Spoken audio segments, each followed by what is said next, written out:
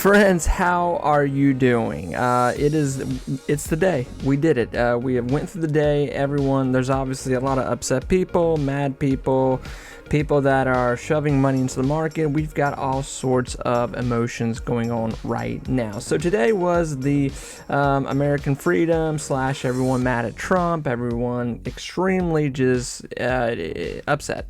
And then people like, hey, I get what's going on, but it's going to be rough here at first. The tariffs today, they happened. So with that, the market has plummeted, okay? And it has made people's portfolios be ripped in half, but it's also left some, moment of there's things that are aggressively on sale right now. So with that, we'll go more into that situation. Now, tomorrow, there's more to come here. We got job reports, so we could see the market even take a little more of a hit tomorrow. This was the knife today, and tomorrow might be the dagger in the back. So we'll see what happens, what Jerome's going to say here. Now, obviously, if we're getting more of a market crash here, we could be seeing more of a situation of rate cuts come into play. Now, obviously, I'm sure Jerome Powell will address that tomorrow, what he thinks and what's going on. Now, obviously, we've seen, Jerome Powell, every time he talks here, he says that the economy's doing great, and he's very happy with where it's at. But, obviously, that's still fine right now because, just because these tariffs went into effect today, we still have not seen anything actually logistically happen at this point. So, let's get into it. I want to start with BigBear because this is freaking hilarious. So today, the whole market is falling apart. I mean, it is like red. There was green nowhere in this market except one little bitty stock, and that was BigBear. BigBear today made a huge gain. If you were buying BigBear this morning at like 280, 290, and then you held it until this afternoon, you made a heck of a trade. BigBear, this news that came out just a few days ago, actually, it's not new news, but it started to get like it started to trickle through Reddit, Webull, StockTwits. I mean, it was going around everywhere, and it was essentially this right here. Kevin, the new CEO of BigBear, said, "I had the privilege of moderating a panel at the 2025 forum in Washington D.C. last week. We explored a critical question: how can AI enhance and support global trade?" So essentially what this is saying, Kevin's saying here, that he has talked about this, made it known, and that possibly, maybe, who knows, BigBear could be a helper in this. It's a little bit of a breadcrumb. It's a pretty big breadcrumb. Anyway, it got people hyped today because the tariffs went into effect today. And what do we know? We know Kevin and Trump, they know each other. We know, we don't know how well they know each other, but we know from the past, even in 2016 when Trump took office then, that Kevin had like a military background, was even around Trump at that time.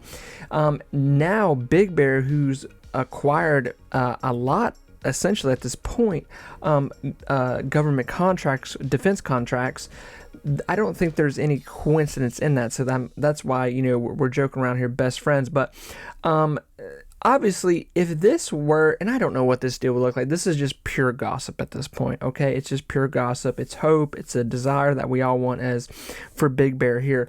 But it is a situation that if this were to happen, this would be probably the biggest deal that BigBear would probably ever acquire here, at least in the last 5-10 years, that I can draw back on in their history of deals.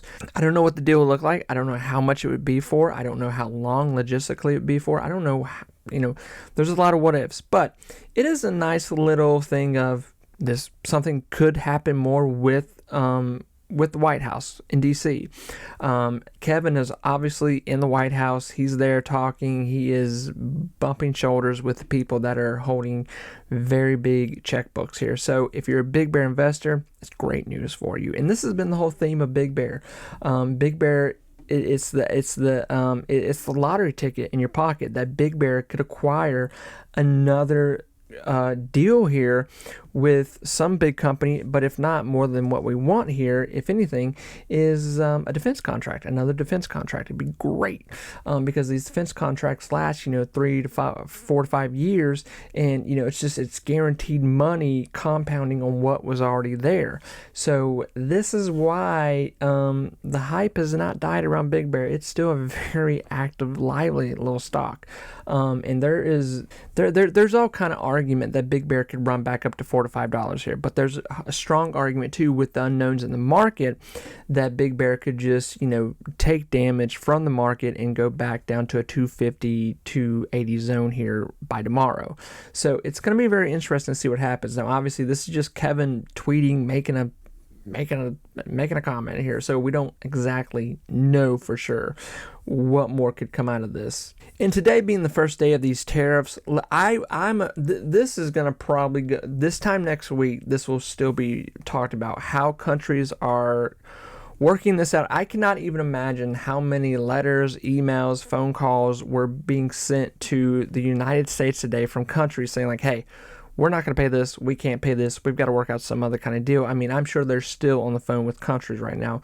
The only countries that got away with this pretty much are Mexico and Canada because they've already gotten theirs. So and obviously some of these tariffs, I'm not going to get political with this. I don't want to or anything, but obviously some of these tariffs are a little bigger than they need to be, it seems like. So I think what they're doing, they're trying to call bluffs here. They're trying to hold this deck, this hand here, this deck of cards here that they're trying to make the other people fold here in the other countries. So I think what we could see, and what I'm trying to say here essentially, is that even tomorrow, over the weekend and Monday, we could start to hear more deals being worked out with India, China, all this kind of stuff. The TikTok ban is supposed to happen, I think, Saturday, so we could still hear something from China about TikTok, or that we've worked out a deal, or that we haven't worked out a deal. Maybe they're pissed off and they're like, actually no. So it's going to be very interesting how this comes. And two, this is a very real thing that people aren't talking about, but if TikTok were to get banned, it would be detrimental to our economy. I mean, TikTok has a lot of businesses on it. It pays a lot of people. It makes a lot of money. So TikTok's good for business, whatever you think about it. So like I said, everything's political nowadays at this point. So I'm trying to be non-biased as much as I can. But with Big Bear in this situation, this is a broad perspective of a deal that could shape here into something. I don't know. The fact that Kevin is saying this, I think, is great, but it does, it has this lingering thing of, is this happening? Is this a clue he's putting out there for investors? Is this something like Alex Karp has done plenty in the past, where he's made these little comments, these little breadcrumbs, and people are like, what do you say? Could this be one of those times with Kevin here? Maybe. I don't know. Maybe he's telling us something. Maybe he's trying to make investors feel more comfortable about what's coming here. Maybe he knows more. Maybe there is a deal being worked out. What do we know? The only thing we do know is that Big Bear is in the White House. Big Bear is being used a lot right now by the White House, by our defense. So whoever's writing the checks, whoever's working this, all that, I'm sure they're talking to Big Bear. I'm sure something is going on.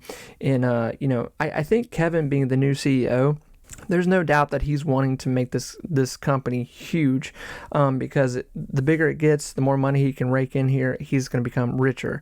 So, this is good business for him and investors, everyone with that. In SoFi, I got to be honest with you, I spent so much money on SoFi today. I spent so much money on SoFi today. When this thing fell to around 1060 today, I bought. Now, I am very aware that SoFi could take a little more damage here. Of course it could. 100% it could take some more damage. I actually expect it to. If tomorrow is just like, the thing in the dagger in the back here, like I said. But two, with that, I am in SoFi for the long run, okay? Now, Could I sell? Could I swing trade SoFi again here? I may. I don't know. I don't know what's coming tomorrow. I don't know what's coming Saturday, Sunday, and when the market opens back up Monday, it's really hard to say right now.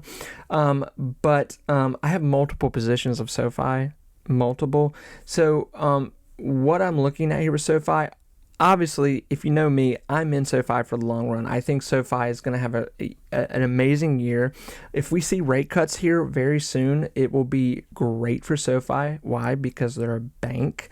And undoubtedly, what's coming here in just weeks is SoFi's quarterlies, okay?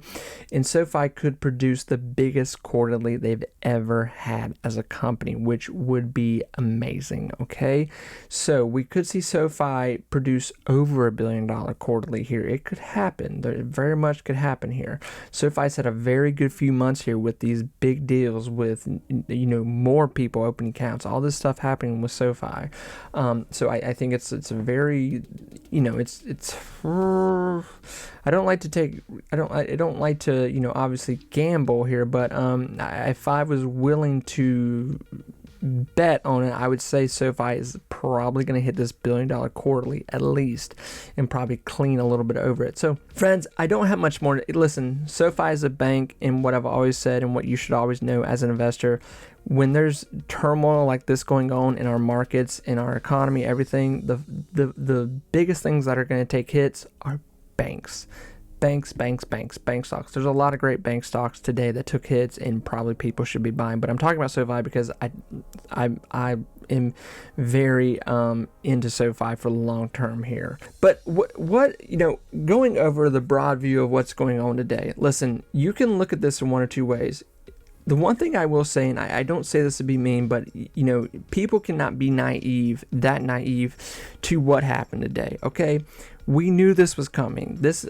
I talked about this, for the past 2 weeks, that we were going to see this happen. That more than likely the market was going to take a huge hit this week, and it has.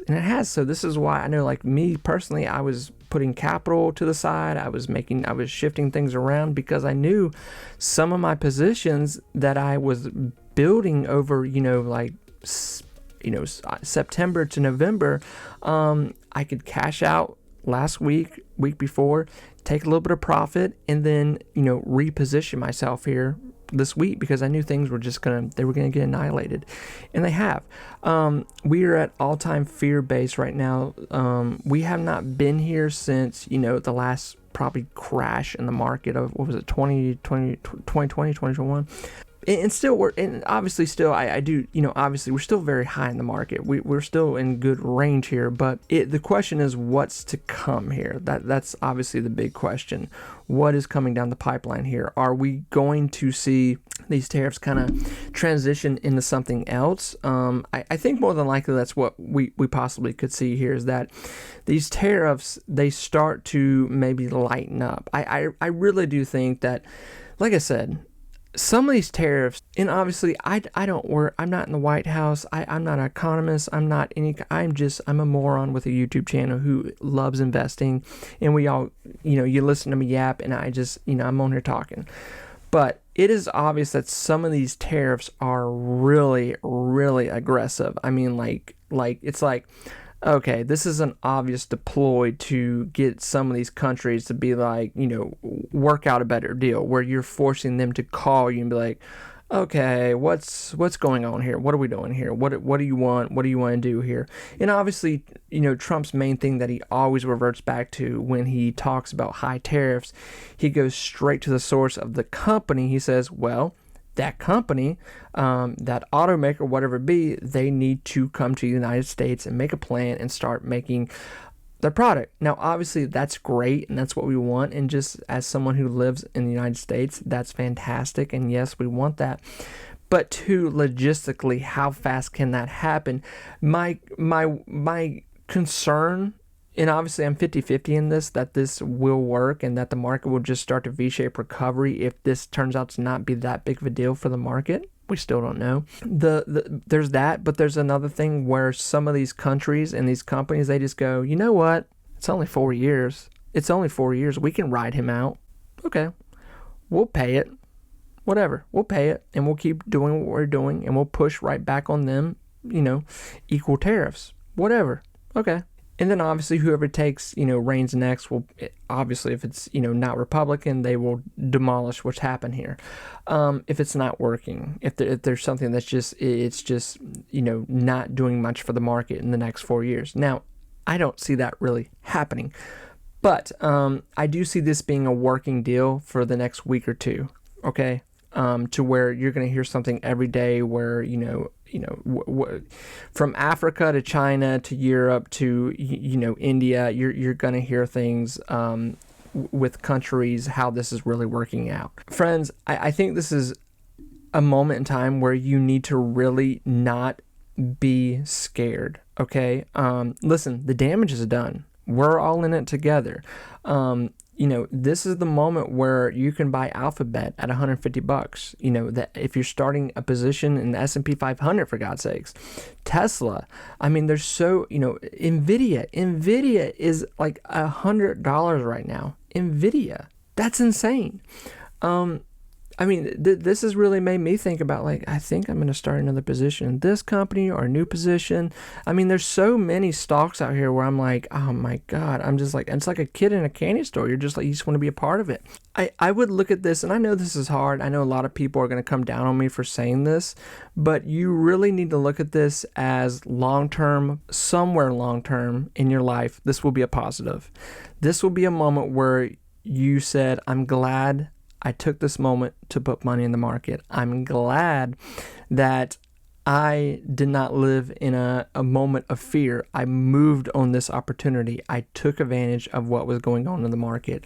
I guarantee you somewhere down the road in your life, whether it's 2-3 weeks, 2-3 months, 2-3 years from now, you'll thank yourself that you did this, that you push money into there's even amazing stocks, amazing companies, even boring things as Pepsi, Apple, Walmart, Home Depot, whatever it be. Since they're tore up right now, push into them 100%. Go after stocks that you really want right now.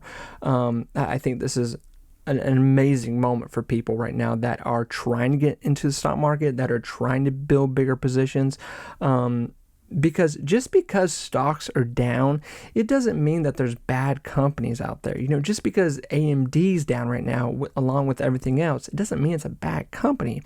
It's just taking the hit from the market, okay? But things are more than likely going to start to really turn, shift here a little more, okay? Jerome's talking tomorrow. We'll see what Jerome says, and that'll give us a little more, indication what's going on. Obviously, it has nothing to do really with the tariffs and private deals that, these countries are having to pay, but it will give us a little more indication of where the Feds, they think things might go, rate cuts, what they're thinking, and it'll help us, understand what's going on more. So, friends, take care of yourself. We can do this. I promise you. I'll talk to you soon. Bye, everyone.